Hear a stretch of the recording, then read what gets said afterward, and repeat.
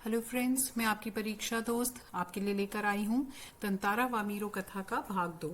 इसको कहानी को आगे बढ़ाएंगे। आधी कहानी हम ऑलरेडी कर चुके हैं, जहाँ पे हमने एंड ये किया था कि वामीरो तंतारा मेरा नाम है और कल मैं इसी चट्टान पर तुम्हारी प्रतीक्षा करूंगा, तुम्हारी बाट जोहूंगा, जरूर आना। वामीरो रुकी नहीं, भागती ही गई।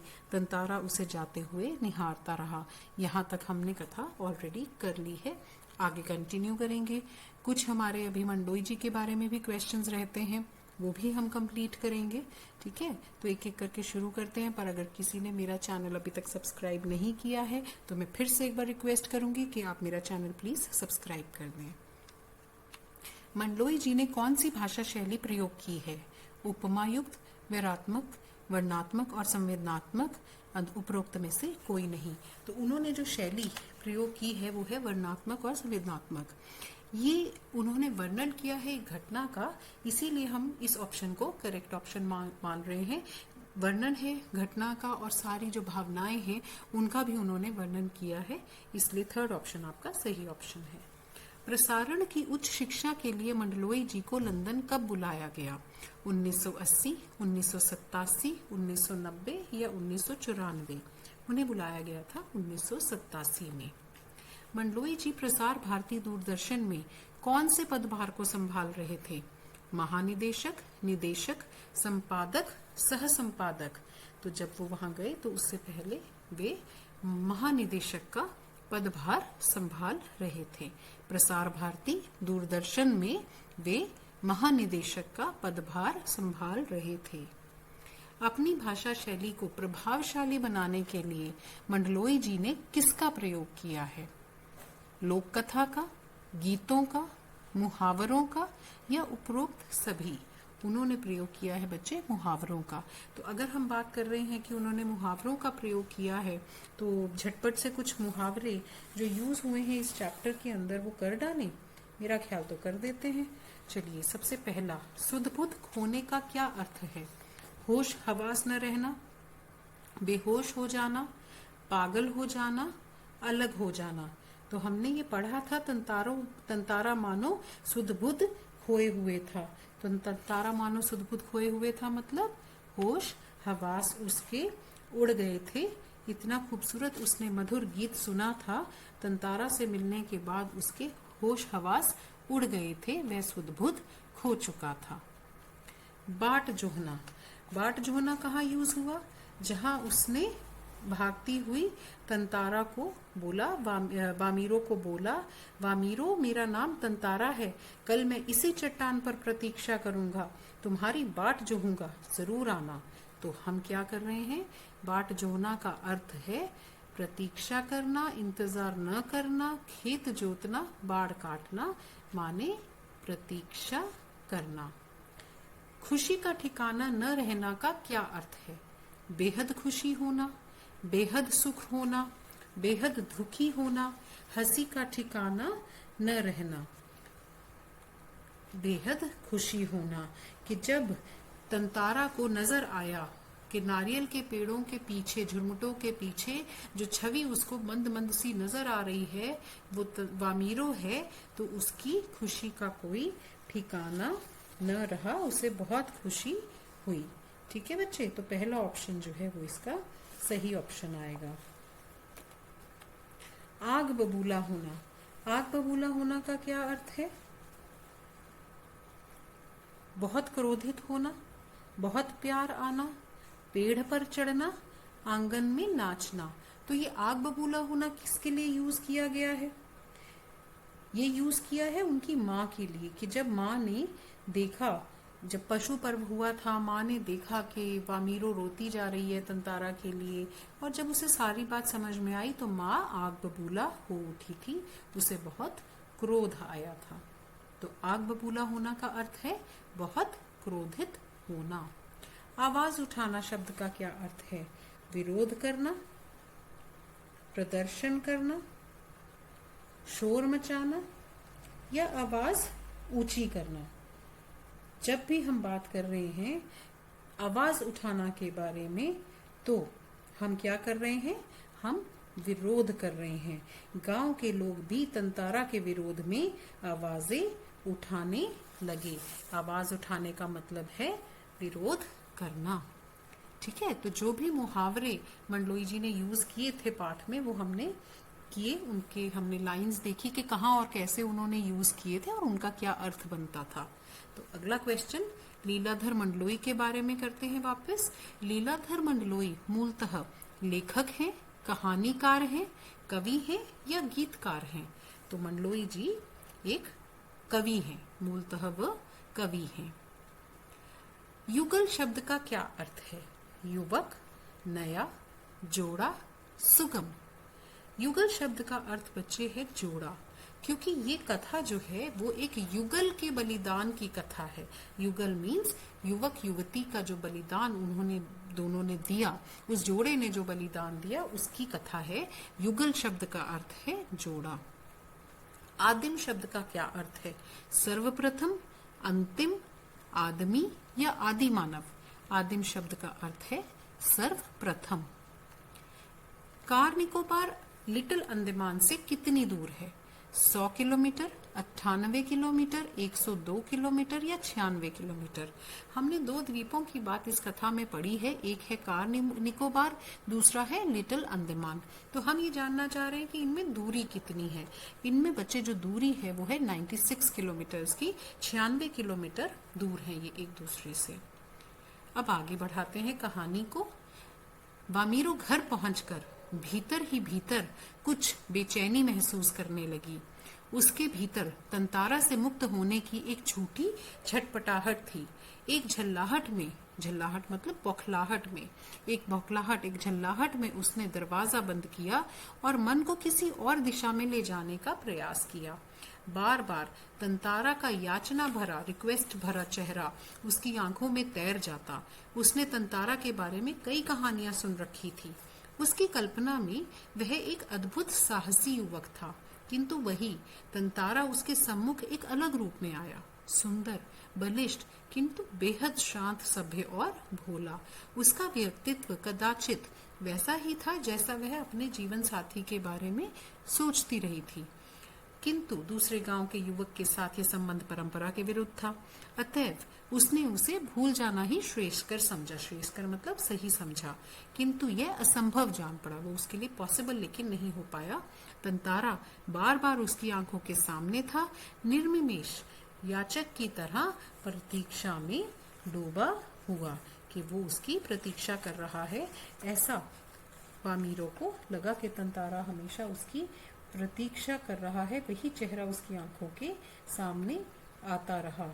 ठीक है, कि बिना पलक झपकाए वो उसका इंतजार कर रहा है। तो देखिए इसके ऊपर बहुविकल्पीय प्रश्न कैसे बनेंगे।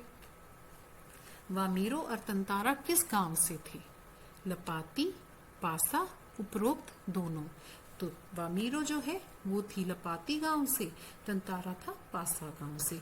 तभी याद है वामीरो ने कहा था तुम्हें लपाती में तो कभी नहीं देखा। तो वामीरो का गांव था लपाती, तंतारा का पासा। उपरोक्त दोनों सही उत्तर है। वामीरो की आंखों के सामने बार बार क्या आ रहा था? समुद्र का किनारा, तंतारा का याचना भरा चेहरा, तंतारा की आंखें या तंतारा का साहस? तो जो उसकी आंखों के सामने बार बार आ रहा था वो था तंतारा का याचना भरा चेहरा। किसकी कल्पना में तंतारा एक अद्भुत साहसी युवक था? वामीरो की माँ की कल्पना में, वामीरो के पिता की कल्पना में, वामीरो की कल्पना में, गांव वालों की कल्पना में? तो वामीरो की कल्पना में वो बहुत साहसी युवक था। उसकी ये कल्पना बनी कैसे थी? क्योंकि उसने बहुत साहसिक कारनामे उसके सुने हुए थे। तो उसके माइंड पे क्या छवि बैठी हुई थी कि तंतारा एक अद्भुत साहसी युवक है। वामीरो ने तंतारा को भूल जाना ही क्यों सही समझा? क्योंकि तंतारा एक गीत युवक था। वामीरो को तंतारा का व्यवहार पसंद नहीं आया। तंतारा सारा दिन घूमता रहता था। परंपरा के अनुसार किसी दूसरे गांव के युवक के साथ वामीरो विवाह नहीं कर सकती थी। तो देखिए बेसिक प्रॉब्लम जिसके ऊपर ये कथा टिकी हुई है वो है यही कि परंपरा थी जो दूसरे दोनों द्वीपों के बीच वो थी ही यही कि एक दूसरे के गांव के युवक के साथ युवती का विवाह नहीं हो सकता था। तो फोर्थ ऑप्शन सही ऑप्शन है कि यही परंपरा रीजन थी कि क्यों वामीरो को ये लगा कि उसे तंतारा को भूल जाना चाहिए, पर वो नहीं भूल पाई थी। तंतारा को मिलने से पहले वामीरो के मन में उसकी छवि कैसी थी? मिलने से पहले की बात कर रहे हैं, जब उसको सिर्फ वो अपनी कल्पना में जानती थी। शांत, भोला, सभ्य या साहसी? छवि थी साहसी युवक की। ठीक है, तो पहले जो उसके मन में छवि थी वो जो कहानियां उसने सुनी हुई थी उसके ऊपर बेस्ड थी, लेकिन जब वो उसको मिली तो उसको पता चला कि वो डिफरेंट है, वो सुंदर है, बलिष्ठ है, किंतु बेहद शांत, सभ्य और भोला है। और वो कदाचित वैसा ही था जैसा वह अपने जीवन साथी के बारे में सोचती रही थी आज तक। ठीक है, वामीरो ने तंतारा का व्यक्तित्व कैसा पाया? अभी हमने पढ़ा, जैसा वह अपने जीवन साथी के बारे में सोचती थी वैसा उसका व्यक्तित्व था। आगे चलते हैं। किसी तरह रात बीती। ठीक है ना, तो वामीरो घर आ चुकी थी, उसके बाद वो उसके बारे में सोचती रह रही थी और इसी तरह रात हो गई। किसी तरह रात बीती, दोनों के हृदय व्यथित थे। किसी तरह आंच रहित मतलब गर्मी के बिना एक ठंडा दिन, आंच रहित एक ठंडा और उबाऊ दिन गुजरने लगा। शाम की प्रतीक्षा थी। तंतारा के लिए मानो पूरे जीवन की अकेली प्रतीक्षा थी। उसके गंभीर और शांत जीवन में ऐसा पहली बार हुआ था। वे अचंभित था, साथ ही रोमांचित भी। दिन ढलने के काफी पहले वह लपाती की उस समुद्री चट्टान पर पहुंच गया। तो पहले बहुत गंभीर और शांत रहने वाला जो जीवन गुजारने वाला तंतारा था, आज वो बहुत चकित था, बहुत उत्साहित था, बहुत रोमांच उसके जीवन में भर गया था और वो वेट कर रहा था दिन ढलने की, ताकि वो वापस उसी समुद्री चट्टान पर जाए जहां पे उसे वामीरो को मिलना था।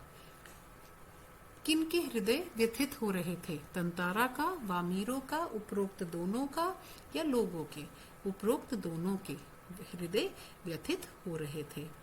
कैसा दिन बीतने लगा? दिन कैसा था? जो दिन बीत रहा था वो कैसा था? हमने अभी पढ़ा, आंच रहित ठंडा और उबाऊ दिन जो था वो बीत रहा था। तो इसलिए आपने ठंडा या उबाऊ को नहीं ऑप्शन को टिक करना, ठंडा और उबाऊ, आंच रहित ठंडा और उबाऊ वर्ड्स यूज्ड हैं कि ऐसा दिन बीतने लगा।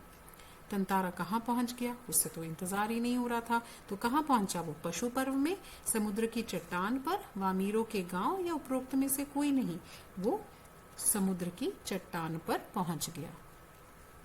वामीरो से मिलने से पहले तंतारा का जीवन कैसे व्यतीत हो रहा था? रोचक तरीके से, शांति और गंभीरता से, उबाऊ या मजेदार? हम बात कर रहे हैं मिलने से पहले की, कि कैसा उसका जो टाइम है वो कैसा जीवन उसका था। तो हमने ये लाइन पढ़ी कि अच्छा भला उसका जीवन जो है वो शांति और गंभीरता से। कहाँ लिखा था ये? उसके गंभीर और शांत जीवन में ऐसा पहली बार हुआ था। तो इसका मतलब पहले उसका जीवन कैसा था? शांति और गंभीरता से व्यतीत हो रहा था। रोमांचित शब्द का क्या अर्थ है?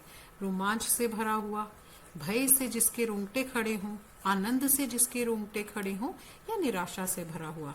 रोमांच से, उत्सुकता से, पुलकित हो जाए मन, बहुत खुश हो जाए हम। रोमांचित शब्द का वो अर्थ होता है रोमांच से भरा हुआ। रोमांचित शब्द का अर्थ है रोमांच से भरा हुआ। ठीक है। अचंभित शब्द, अचंभित का मतलब क्या होता है? चकित, अचार से भरा हुआ, अनुभव से भरा हुआ या अचानक? चकित शब्द, अचंभित शब्द का अर्थ है चकित। ठीक है बेटा। तो अभी तक जितने भी मुहावरे यूज हुए, जितने भी इम्पोर्टेंट शब्द थे, वो हमने सारे मीनिंग्स को भी लर्न कर लिया है और मंडलोई जी के बारे में भी जो भी इम्पोर्टेंट पॉइंट्स थे वो हम कर चुके हैं। कहानी काफी आगे बढ़ चुकी है और आगे बढ़ेंगे, लेकिन उससे पहले आप प्लीज मेरे वीडियो को लाइक जरूर कर दीजिए। मुझे तो मोटिवेशन चाहिए थोड़ी थोड़ी हर बार, तो इसलिए प्लीज लाइक का बटन जरूर प्रेस कर दीजिए और शेयर जरूर करें बच्चे। जितने भी फ्रेंड्स का आप अच्छा स्कोर लेने में उनकी मदद कर सकते हैं, उनके साथ ये एमसीक्यूज शेयर कर सकते हैं, तो प्लीज़ ज़रूर कीजिए। Thank you. चलिए आगे चलते हैं। उसके अंदर एक शक भी पैदा हो गया था कि अगर वामीरो नहीं आई तो इसके बाद वह इस बारे में कुछ सोच ही नहीं पा रहा था। उसके पास प्रतीक्षा करने के अलावा और कोई चारा नहीं था। उसे सिर्फ उम्मीद की एक किरण नजर आ रही थी, और वो भी समय बीतने के साथ समुद्र के शरीर पर जैसे किरणें डूब रही थी उसी प्रकार से डूब सकती थी। तो वो वेट तो कर रहा था, लेकिन उसके मन में ये डाउट था कि वो पता नहीं आएगी कि नहीं आएगी, और उसकी ये जो उम्मीद थी उसी तरह से ऑलमोस्ट डूब रही थी जैसे सूरज की किरणें समुद्र में डूबती जा रही थी। उसी तरह उसे लग रहा था कि ये मेरी उम्मीद भी जो है वो डूब सकती है, वो ना आई तो।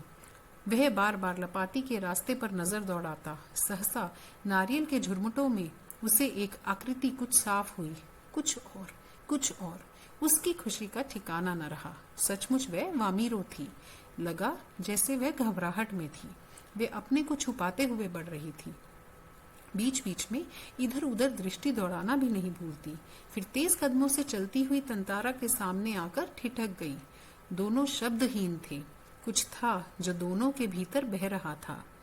एक टक निहारते हुए वे जाने कब तक खड़े रहे। सूरज समुद्र की लहरों में कहीं खो गया था। अंधेरा बढ़ रहा था। अचानक वामीरो कुछ सचेत हुई और घर की तरफ दौड़ पड़ी। तंतारा अभी भी वहीं खड़ा था, निश्चल, शब्दहीन। दोनों रोज उसी जगह पहुंचते और मूर्तिवत एक दूसरे को निर्निमेष ताकते रहते। बस भीतर समर्पण था जो अनवरत गहरा रहा था। लपाती के कुछ युवकों ने इस मूक प्रेम को भांप लिया और खबर हवा की तरह बह उठी। निर्निमेष का मतलब होता है बेटे पलक भी नहीं झपकाया आपने, और मूर्तिवत का मतलब है कि जैसे मूर्तियां होती है ना, मूर्ति बात नहीं कर रहे हैं आपस में, लेकिन एक दूसरे के सामने मूर्ति बनकर जैसे खड़े हो गए, एक दूसरे को देखते जा रहे हैं। शब्दहीन मतलब कुछ हम बात नहीं कर रहे। और अनवरत मतलब गहरा रहा था। अनवरत का मतलब धीरे धीरे जो उनके अंदर जो समर्पण था वो गहराता जा रहा था। ठीक है, तो अब देखिए इसके ऊपर बहुविकल्पीय प्रश्न हमें क्या पूछे जा सकते हैं। जब नारियल के झुरमुटों में से तंतारा को वामीरो दिखाई दी तो उसका हाल कैसा था। उसकी खुशी का ठिकाना न रहा। वह मंत्रमुग्ध हो गया। वह उसकी तरफ देखता रहा। वह चिल्लाने लगा। हमने अभी पढ़ा कि उसकी खुशी का ठिकाना न रहा। तंतारा और वामीरो एक दूसरे से कुछ भी क्यों नहीं कह पाए थे। दोनों के अंदर कुछ बह रहा था। दोनों शून्य हो गए थे। उपरोक्त दोनों कुछ बोलना नहीं चाहते थे। तो हमने लाइन क्या पढ़ी कि दोनों के अंदर कुछ बह रहा था। ये लाइन हमने पढ़ी थी। ये फर्स्ट ऑप्शन इसका सही ऑप्शन है। निर्निमेष शब्द का निर्निमेष ताकना अभी हमने पढ़ा ना, तो इसका क्या अर्थ है। बिना पलक झपकाए, बौखलाहट, बेहद शांत, जो अपने स्थान से हटे नहीं। इसका अर्थ है बिना पलक झपकाए। निर्निमेष का अर्थ है बिना पलक झपकाए। ठीक है। तंतारा और वामीरो एक दूसरे से कुछ, अच्छा ये हमने कर लिया ना बच्चे, कुछ बह रहा था। अगला है निर्निमेष, बिना पलक झपकाए। निश्चल शब्द का क्या अर्थ है। स्थिर। अच्छा एक बात हम यहाँ देख रहे थे ना, बिना पलक झपकाए निर्निमेष का अर्थ हो गया, और जो अपने स्थान से हटे नहीं वो क्या हो गया, निश्चल। ठीक है, उसका अर्थ है निश्चल। तो वही हमने अपना अगला जो क्वेश्चन है वही रखा है, ताकि आपको इन दो वर्ड्स में कोई कंफ्यूजन ना हो। ये है निर्निमेष। निर्निमेष एक दूसरे को ताकना, मतलब बिना पलक झपकाए ताकना। ठीक है। और निश्चल का अर्थ है स्थिर, कि निश्चल वहीं खड़े हुए अपनी जगह पे एक इंसान जैसे खड़ा रहता है, तो उसको हम कहते हैं निश्चल, स्थिर। इसका सही उत्तर है। ठीक है। गांव वालों ने क्या भांप लिया था, मूक प्रेम। अब मूक का मतलब क्या हुआ, शब्दहीन। ठीक है, हमने वर्ड शब्दहीन भी पढ़ा था। गांव वालों ने क्या भांप लिया था, मूक प्रेम, मूक भाषा, अलग अलग होना, त्याग की वजह। उन्होंने भांप लिया था उस मूक प्रेम को कि वो रोज वहां मिलते हैं और वहीं खड़े एक दूसरे को घंटों निर्निमेष, बिना पलक झपकाए, निश्चल, स्थिर होकर वहीं पर एक दूसरे को ताकते रहते हैं। तो उन्होंने मूक प्रेम को भांप लिया था। अब अफवाह की तरह बात तो गांव में फैल ही रही थी। इतने में क्या हुआ, कुछ समय बाद पासा गांव, पासा किसका गांव था, तंतारा का या वामीरों का? पासा तंतारा का गांव था, क्योंकि वामीरों का कौन सा था, क्या लाइंस यूज की थी उसने, याद करो, कि तुम्हें लपाती में तो कहीं कभी नहीं देखा, तो इसका मतलब पासा गांव तंतारा का गांव था। कुछ समय बाद पासा गांव में पशु पर्व का आयोजन हुआ। पशु पर्व में हुष्ट पुष्ट पशुओं के प्रदर्शन के अतिरिक्त पशुओं से युवकों की शक्ति परीक्षा प्रतियोगिता भी होती है। वर्ष में एक बार सभी गांव के लोग हिस्सा लेते हैं। बाद में नृत्य, संगीत और भोजन का भी आयोजन होता है। शाम को सभी लोग पासा में एकत्रित होने लगे। धीरे धीरे विभिन्न कार्यक्रम शुरू हुए। तंतारा का मन इन कार्यक्रमों में तनिक न था। उसकी व्याकुल आंखें वामीरों को ढूंढने में व्यस्त थी। नारियल के झुंड के एक पेड़ के पीछे उसे जैसे कोई झांकता दिखा। उसने थोड़ा और करीब जाकर पहचानने की चेष्टा की। वह वामीरो थी जो भयवश डर कर सामने आने से झिझक रही थी। तंतारा की व्याकुल आंखें वामीरो को पहचानने में व्यस्त थी, ढूंढने में व्यस्त थी, एक तक देखने में व्यस्त थी, या उसका पीछा करने में व्यस्त थी। तो देखिए, हमने अभी पढ़ा कि तंतारा की आंखें कहाँ है, देखो, उसकी व्याकुल आंखें वामीरों को ढूंढने में व्यस्त थी। ठीक है, तो पहचानने में व्यस्त थी, ढूंढने में व्यस्त थी, एक तक देखने में, पीछा करने में। तो हमारा सेकंड ऑप्शन जो है वो सही ऑप्शन है, ढूंढने में व्यस्त थी। गांव में आयोजित पशु पर्व की क्या विशेषता थी? पर्व में तरह तरह के पशु आते थे। इस अवसर पर युवकों की शक्ति प्रदर्शन की प्रतियोगिता होती थी। नृत्य और भोजन का भी आयोजन होता था। उपरोक्त सभी, इसका सही उत्तर है उपरोक्त सभी।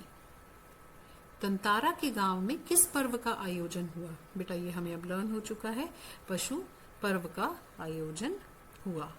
वामीरो तंतारा के सामने आने से क्यों झिझक रही थी? उसे भय लग रहा था कि कोई उसे देख न ले। उसे शर्म आ रही थी, उसे गुस्सा आ रहा था, वह बहुत डरी हुई थी। तो क्या है इसका सही ऑप्शन? वह बहुत डरी हुई थी, क्योंकि हमने लाइन पढ़ी वो भयवश आगे नहीं आ रही थी। सिर्फ इतना ही हमें पाठ में लिखा गया है कि वो भयवश सामने आने से झिझक रही थी, वह बहुत डरी हुई थी। विहल शब्द का क्या अर्थ है? विरह, भावुक, विभूति या विनय। तो विहल शब्द का, किसी बात पे विहल होना मतलब भावुक हो जाना। विहल शब्द का अर्थ है भावुक। तो अब क्या हुआ?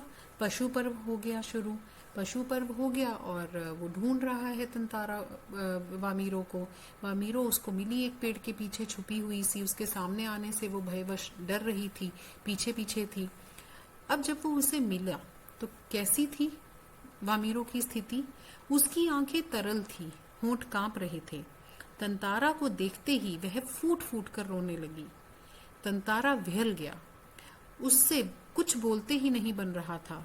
रोने की आवाज लगातार ऊंची होती जा रही थी। तंतारा किंग कर्तव्य विमर था। वामीरो के रुदन स्वरों को सुनकर उसकी माँ वहां पहुंची।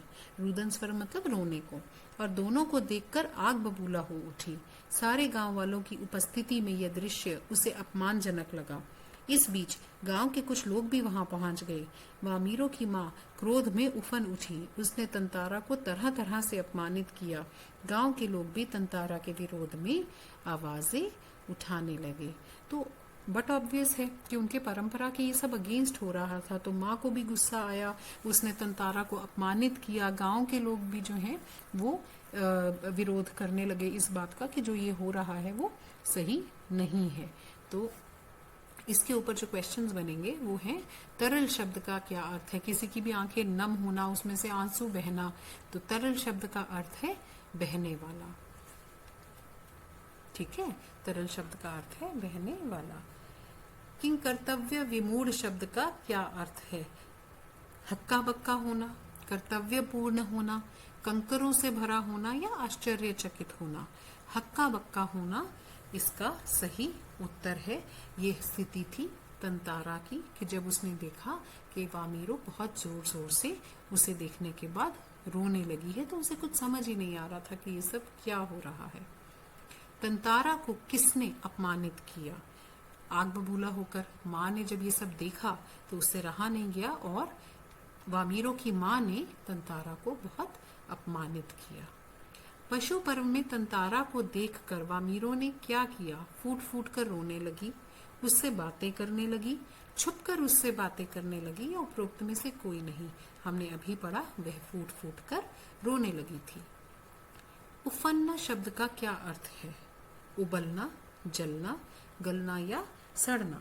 तो उफन्ना शब्द का अर्थ है बहुत ज्यादा क्रोधित हो जाना, क्रोध में उबलना। तंतारा और वामीरो के गांव की क्या प्रथा थी? वर और वधू एक ही गांव से नहीं हो सकते थे।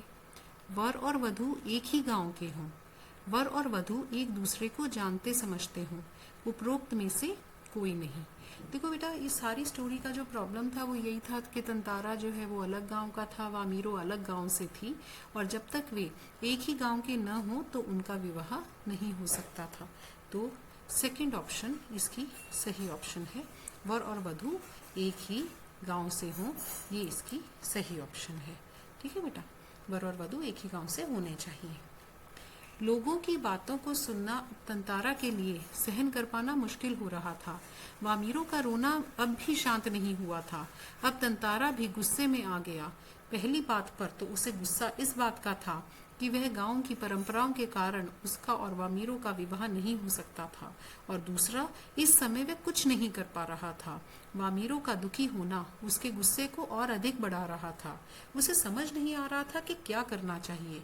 अचानक उसका हाथ उसकी तलवार पर आकर टिक गया। गुस्से में उसने अपनी तलवार निकाली और कुछ सोचने लगा।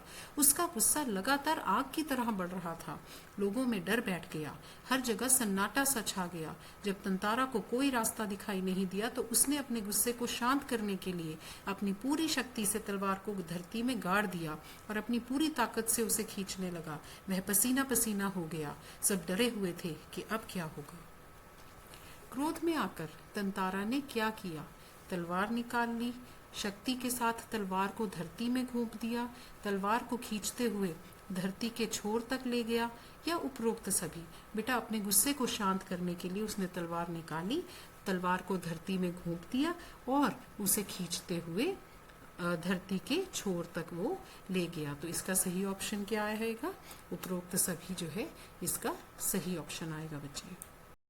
तंतारा का तलवार घोंपने से क्या परिणाम हुआ? धरती दो भागों में बंटती चली गई। बीच की दरार चौड़ी होती चली गई। सभी लोग व्याकुल हो उठे। उपरोक्त सभी। उपरोक्त सभी इसका सही उत्तर है।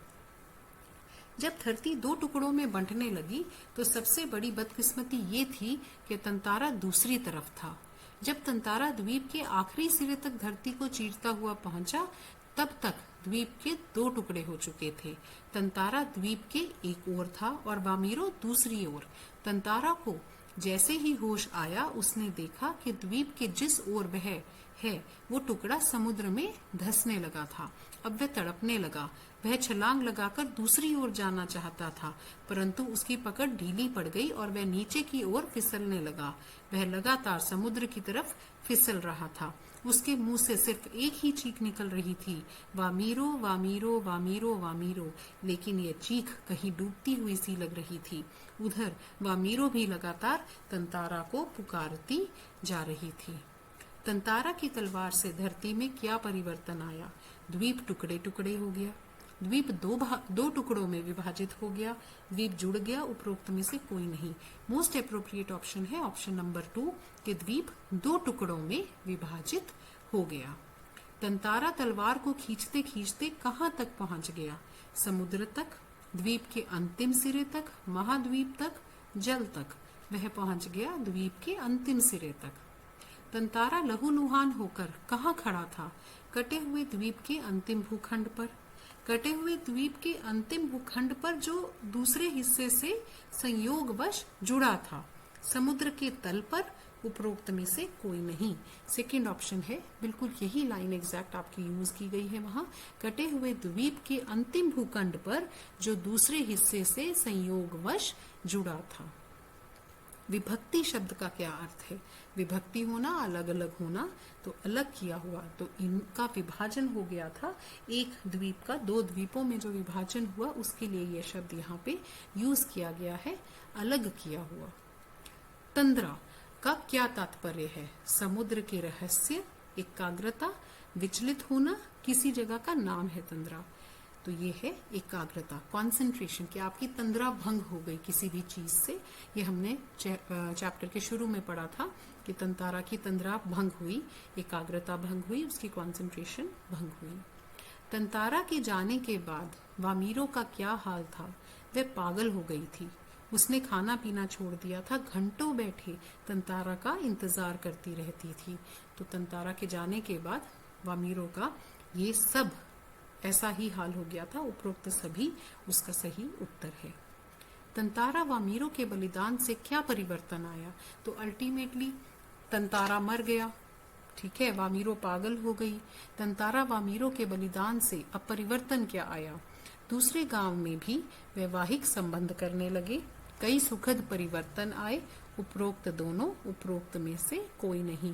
तो क्या परंपरा थी कि दोनों युवक और युवती एक ही गांव से होने चाहिए? मैंने उस क्वेश्चन में भी आपको ये रेक्टिफाई करा है, दोनों एक ही गांव से होने चाहिए। अलग अलग अगर गांव से वे हैं तो वहां विवाह नहीं हो सकता था। पर अब इस बलिदान के बाद दूसरे गांव से भी वैवाहिक संबंध जुड़ने लगे, सुखद परिवर्तन आए। इसलिए कौन सा ऑप्शन सही ऑप्शन है? ये दोनों ऑप्शंस जो हैं हमारे सही ऑप्शंस हैं। ठीक है बच्चे, तो अब हमारा ये चैप्टर भी कंप्लीट हो गया है। बड़े भाई साहब, एक बहुत इंटरेस्टिंग स्टोरी हमने पढ़ी, ये पढ़ा। अब दूसरों के दुख से दुखी होने वाले, वो भी बहुत अच्छा चैप्टर था। तो बड़े इंटरेस्टिंग चैप्टर्स हैं बेटे, मन लगाकर इनको पढ़ें, आपको बहुत अच्छा लगेगा। एमसीक्यूज के थ्रू अपने आप को क्रॉस चेक करें और एग्जाम्स में 100% तैयारी के साथ अपीयर हों।